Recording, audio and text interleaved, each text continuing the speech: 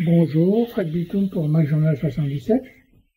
Je vais à Monthyon, dans le SMICOM de Monthyon, qui est un syndicat qui gère les ordures ménagères pour le Nord Seine-et-Marne et le sud de l'Aisne, et qui gère donc une usine d'incinération composée de 3 fours, dans lesquels les ordures ménagères sont brûlées avec tout un traitement de récupération énergétique, avec production d'énergie électrique et tout ça.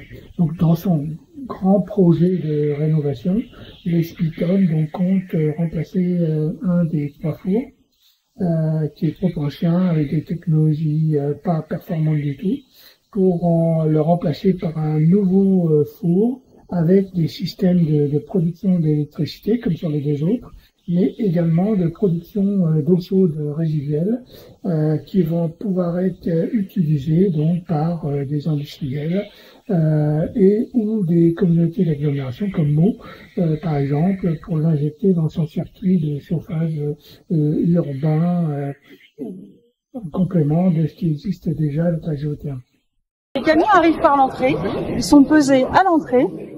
Vous verrez ensuite, ils vont à l'intérieur de l'usine, puis sont pesés en sortie, ce qui permet d'avoir le tonnage qui est apporté.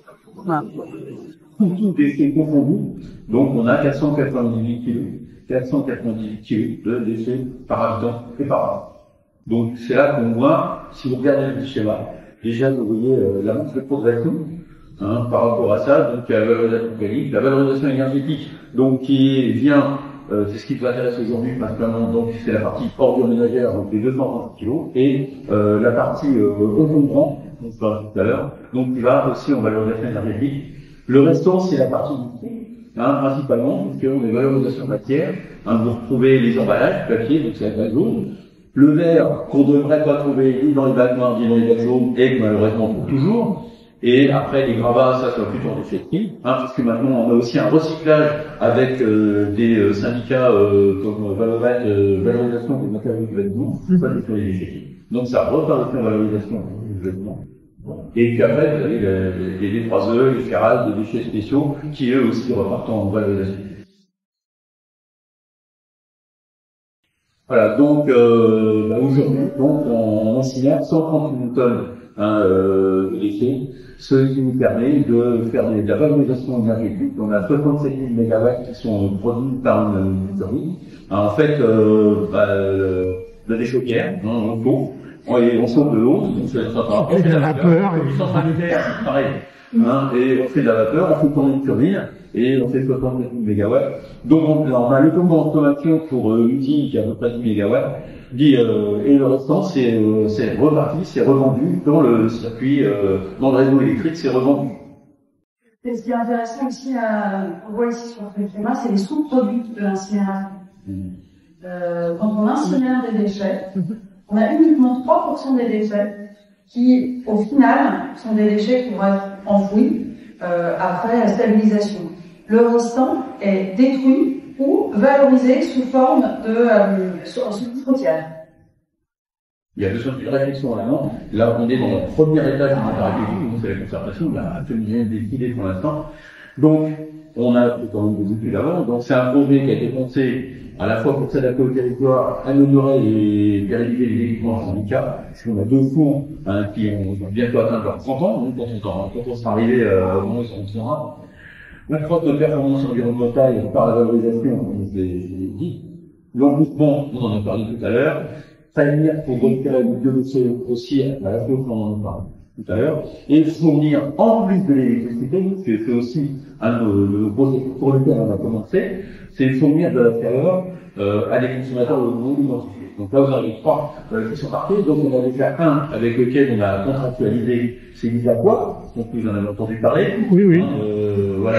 Alors pourquoi, comme je vous expliquais tout à l'heure, brièvement, c'est une chaudière. Comme je connais bien chaudière pour vous en parler, on peut passer au grand sur la vapeur. Sauf que la vapeur que vous faites, quand elle sort à 350 degrés. 390 degrés. Et 35 bars. 41 bars. Vous voyez, c'est énorme. C'est énorme. Donc, cette chaleur, on fait tourner votre vaporisateur. Mais à la sortie du tuyau ordinateur, il y a encore de la chaleur à 100 On a degrés. récupéré, d'accord. Pour l'instant, la chaleur à 100 degrés, elle passait dans un condenseur et retournait dans le circuit. Donc là, avec le premier partenaire, Isaqua, l'idée, c'est de récupérer cette chaleur, de la faire passer dans un échangeur à plaque qui va chauffer de l'eau des bassins, puisque les crevettes, il faut les aider à 28 degrés. Donc on va chauffer 28 mètres cubes, il y a 28 mètres cubes de bassins qui vont être chauffés grâce à cette chaleur qui Oui, le même principe que la géothermie avec les échangeurs.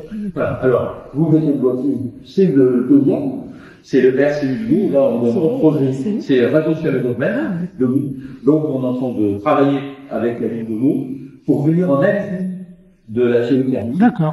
C'est pas si loin que ça, parce que non, ça fait une douzaine de kilomètres. Oui. Mais pareil, ce sont des investissements. Paraît énorme. Voilà. Mais pour venir en appui de la géothermie, donc fournir encore de la chaleur, parce que c'est pas de la chaleur à température très élevée, c'est de l'ordre de 80 degrés à peu près. Ouais, Voilà, on voit la chaleur. Donc votre chaudière de chauffage central qu'on avait, vous avez 60 degrés maximum. Donc, Oui, je crois que c'est 80 degrés sur moi. voilà, maximum, c'est déjà beaucoup, 80 degrés, c'est beaucoup. En principe, je sais que moi, la mienne, elle tourne à Mais dans les échangeurs, après, à l'intérieur Oui, des voilà, appartements. Voilà. C'est un peu. Donc, ça vient en appui. Donc, ça, c'est aussi un partenaire identifié pour fournir, en plus de l'électricité, c'est encore le but, c'est toujours d'essayer d'exploiter au maximum l'énergie qu'on va produire. Et puis, on travaille aussi avec l'entreprise de Knof, qui est pas très loin, parce que Knof, on veut fabriquer des plaques de plaques, les plaques de plaques, quand ça sort des pâtes, ça passe dans des sécheurs. Et les sécheurs, ils fonctionnent au gaz. Donc, il y a de la fumée qui sort. C'est de la vapeur, et donc le sécheur, le gaz. Donc, l'idée, vous travaillez de leur fournir aussi de la chaleur. Eux, quand on a de la chaleur, à 300 degrés, donc là, ça serait l'énergie primaire, de leur fournir de la chaleur à 300 degrés pour limiter leur consommation de gaz. Alors, c'est très important parce que là, il y a une double chose, parce que on leur fournir une énergie moins chère que le gaz, mais surtout une énergie décarbonée à plus de 50%, parce que l'énergie que ce nous avons fournie, elle est décarbonée à plus de 50%. Donc, on va être sur du très long terme. Oui. Alors, justement, parce que il y a aussi, vous avez une explication pour contraindre sur le très long terme, c'est l'énergie, c'est le coût des rebonds estimés. On est sur 160 millions d'euros d'estimation. Donc, ça sera porté à la fois par le SPICOR et par Valorem. Et compte tenu du montant de l'investissement, on nous fait réfléchir sur une durée d'amortissement pour que ça soit supportable pour les syndicats et donc par les administrés. On a 3 lignes d'incinération. On a 2 lignes qui ont un fonctionnement très habituel, avec linéaire, les déchets sont brûlés sur une grille, et ensuite on a, je veux dire, du système traditionnel. Je dis, mais efficace. Et on a une 3e ligne qui est un lit fluidisé. Un quoi? C'est un lit fluidisé. Donc c'est un système, donc une ligne d'incinération qui fonctionne. On broie les déchets. Les déchets broyés vont être mélangés dans un lit fluidisé de sable. L'ensemble va pouvoir avoir une combustion totale. Donc on réduit la quantité de production de matière. Et on a une combustion qui est beaucoup plus complexe. Par contre, la difficulté avec ce type de système d'incinération, c'est que on a une conduite du système d'incinération qui est très fine. On est obligé d'arrêter finalement toutes les 4 semaines les fours, de façon à parfois enlever le sable, le remplacer. Voilà. Donc on a tout un ensemble de maintenance qui sont nécessaires sur ce type d'équipement. Pourquoi? Parce que le déchet entrant, quand on est sur de l'ordure ménagère et des déchets incinérables, c'est un déchet qui est pas totalement homogène. Donc c'est des lignes d'incinération qui fonctionnent très bien quand on a un déchet qui est homogène. Et c'est utilisé notamment dans l'industrie. On va l'utiliser dans l'industrie pour incinérer des produits qui sont très homogènes. C'est une expérimentation qui a été faite il y a longtemps. Ces fours-là sont utilisés notamment au Japon. Mais on se rend compte que on a un taux de disponibilité qui est beaucoup plus faible que sur le lignes d'incinération. Et ça nécessite beaucoup de maintenance. En France, il n'y a plus que 2 lignes de ce type-là qui sont utilisées.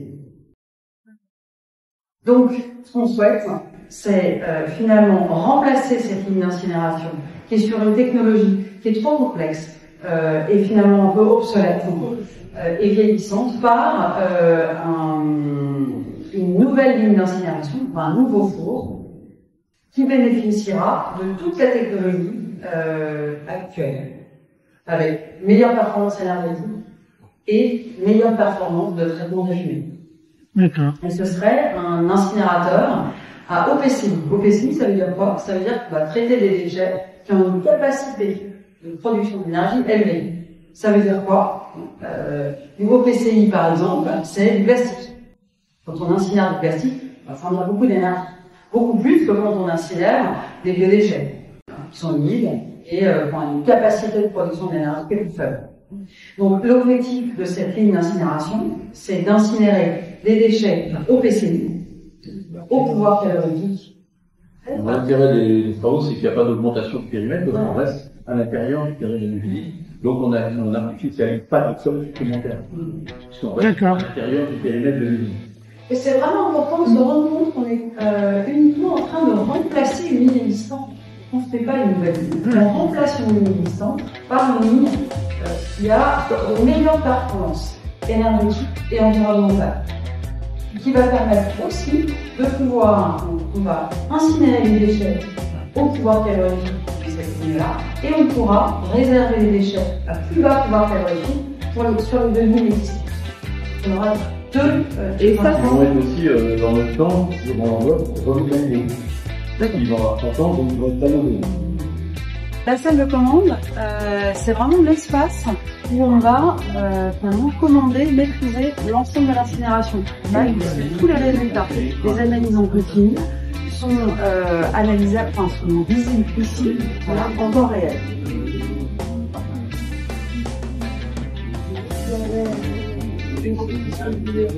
Alors, on observe qu'il y a une variation d'émissions de poussière. Toujours intéressant, c'est de se dire que on arrive. Donc là, c'est les réactions, on enlève les oxydes d'azote.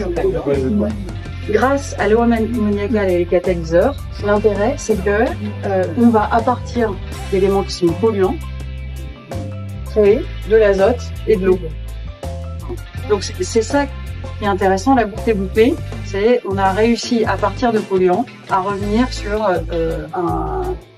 des composants qui sont pas polluants.